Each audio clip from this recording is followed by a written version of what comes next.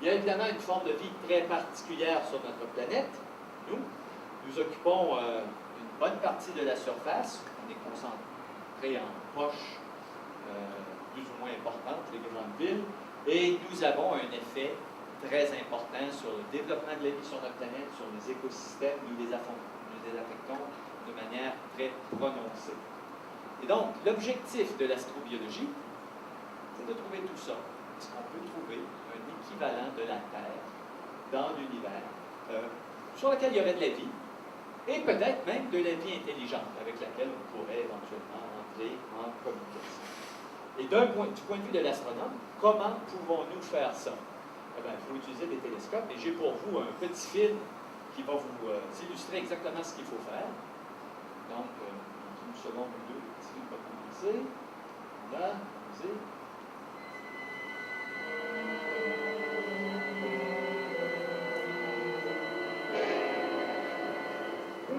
Yes, very curious, very interesting.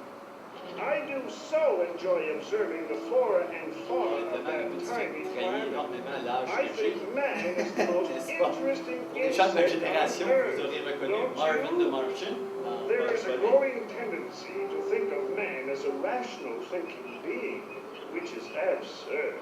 There is simply no evidence of any intelligence on the Earth. Wait. Oh, goody. Some kind of activity down there. Could it be? It is. Oh, peachy. A new form of primitive life. And look, it's leaving its nest. I've never witnessed a fledgling leaving its nest before. What beautiful markings. A most unusual... Dans tous les films de Bugs Bunny, ça se termine mal. Jamais personne meurt, mais les dommages sont importants. Just terribly, terribly hurt. Bon, voilà, Marvin the Martian. Ah, exactement la solution. Ça vous prend un télescope et regardez dans le ciel. Évidemment, si on était dans un dessin animé, on aurait un télescope aussi puissant que Marvin the Martian. Et je trouve ça très amusant parce que dans son dessin animé, il regarde vers la Terre qui nécessairement est par là. Puisque nous, quand on regarde vers les étoiles, on regarde par là, donc la Terre est nécessairement de ce côté-là. Il n'y a rien à comprendre là-dedans. Mais donc, en plus, il a un télescope extrêmement puissant, qui lui permet de voir des détails de la surface, à la limite de voir les côtes de la Floride, de voir le lancement d'une fusée. Bon, ça, c'est dans les dessins animés. La vraie vie, elle n'est pas tout à fait comme ça. On n'a pas de télescope aussi puissant. On ne peut même pas rêver d'avoir des télescopes qui auraient cette puissance. Mais donc, l'idée est quand même pas mauvaise. L'astronomie est un moyen de découvrir s'il y a de la vie ailleurs dans l'univers. Alors, je vais donc, dans les prochaines minutes, vous transformer en astronome extraterrestre. Vous serez des Marvin the Martian et vous devrez tenter de démontrer qu'il y a de la vie sur Terre. En tant qu'astronome, que pouvez-vous apprendre d'un objet dans le ciel? De la même façon que pouvons-nous apprendre d'un objet que l'on observe dans le ciel? Alors, voici une planète. Que pouvons-nous apprendre relativement aisément avec les différentes techniques astronomiques? On peut découvrir des choses comme ceci, les propriétés physiques simples d'une planète. Sa taille, donc son rayon, quelques 6380 km. Sa masse, environ 6 suivi de 24,0 kg. On peut donc mesurer la quantité de matière là-dedans. Et puis on peut aussi mesurer sa distance par rapport à son étoile. Donc, dans ce cas-ci, la distance par rapport au Soleil, de l'ordre de 150 millions de kilomètres. Ce sont trois quantités qui sont relativement faciles à obtenir, et je vais vous montrer dans les prochaines minutes comment on les obtient. Et même si elles sont simples à obtenir, et même si elles ont l'air extrêmement banales, rayon, masse et distance à l'étoile, elles sont très importantes parce qu'elles déterminent le type d'objet auquel on a affaire. Par exemple, le rayon et la masse d'une planète, ça vous donne une information cruciale que l'on appelle la densité. Dans le cas de la Terre, la densité de notre planète, c'est 5 grammes et demi par centimètre cube, 5 fois et demi la densité de l'eau. Ce que ça nous dit, c'est que la Terre, c'est une boule de roche. Si vous aviez une piscine assez grande, vous pourriez lancer la Terre, elle coule comme une roche. Et on le sait, n'est-ce pas? Nous, nous savons, on connaît la réponse. Mais à distance, nous sommes capables de déterminer si une planète est une boule de gaz ou une boule de roche. C'est important, ça. Parce que ça vous prend, pour que la vie apparaisse, ça vous prend une surface solide. Pour que la vie se développe et se répande, ça vous prend une surface solide. La masse de la planète vous indique aussi que la Terre, qu'une planète, dans ce cas-ci, a une force gravitationnelle assez importante pour retenir une couche de gaz, une mince atmosphère, quelques dizaines de kilomètres d'épaisseur, tout autour, qui protège la planète. On doit être protégé du bombardement météoritique, des rayonnements ultraviolets, de certaines particules. Alors, il faut avoir une enveloppe de gaz. Et pour avoir cette enveloppe de gaz, il faut que la masse de la planète soit assez grande pour retenir du gaz dans son voisinage. Et finalement, la distance de cette planète par rapport au Soleil vous dit que la température moyenne à la surface de notre planète, elle est comprise quelque part entre le point de congélation et le point d'ébullition de l'eau.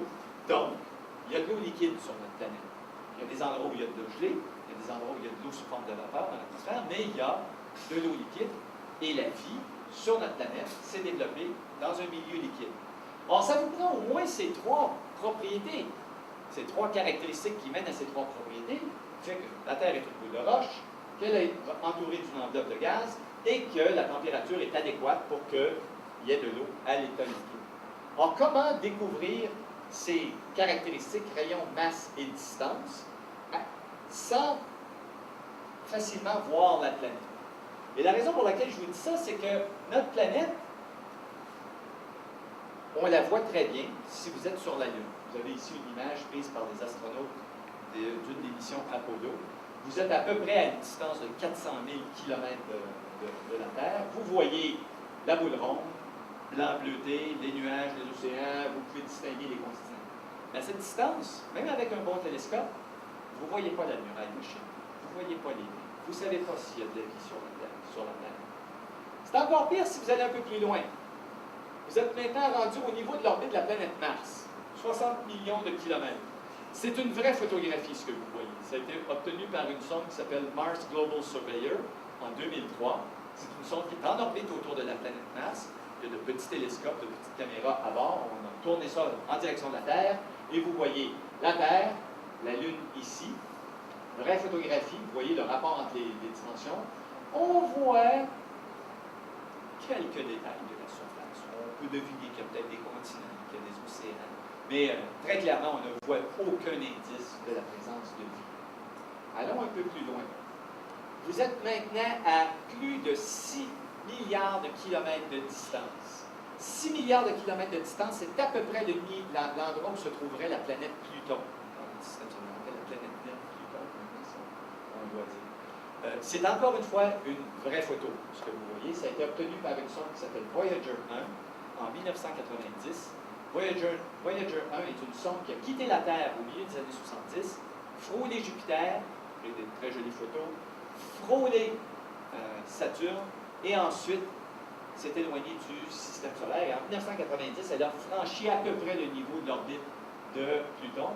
On a retourné les caméras, elle a photographié toutes les planètes dans le système solaire, et voilà, c'est nous. De cette distance, 6 milliards de kilomètres, la Terre n'est plus qu'un point lumineux, très faiblement lumineux, blanc bleuté. Très clairement, on ne voit pas de détails de la surface de la planète. Mais néanmoins, en tant qu'astronome extraterrestre, si vous pouviez voir ça, vous seriez en mesure de prouver qu'il y a de la vie sur Terre. Vous ne savez pas encore, mais d'ici les prochaines minutes, je vais vous expliquer comment on peut démontrer ça.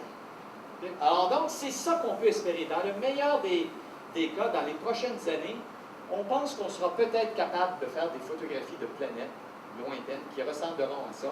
Seront peut-être même pires que ça, mais on espère être capable de démontrer qu'il y aura de la vie sur ces planètes. Alors, dans un premier temps, il faut trouver des planètes. Il faut les découvrir. On en a découvert depuis quelques années, depuis environ une quinzaine d'années, 1995 en fait, découverte de la première planète extrasolaire. Et jusqu'à tout récemment, c'est-à-dire jusqu'à il y a environ 7 ou 8 mois, on a découvert des planètes sans jamais les voir. On sait qu'elles sont là, mais on ne les a jamais vues. C'est quand même un exploit. Et comment avons-nous trouvé ça? En commençant par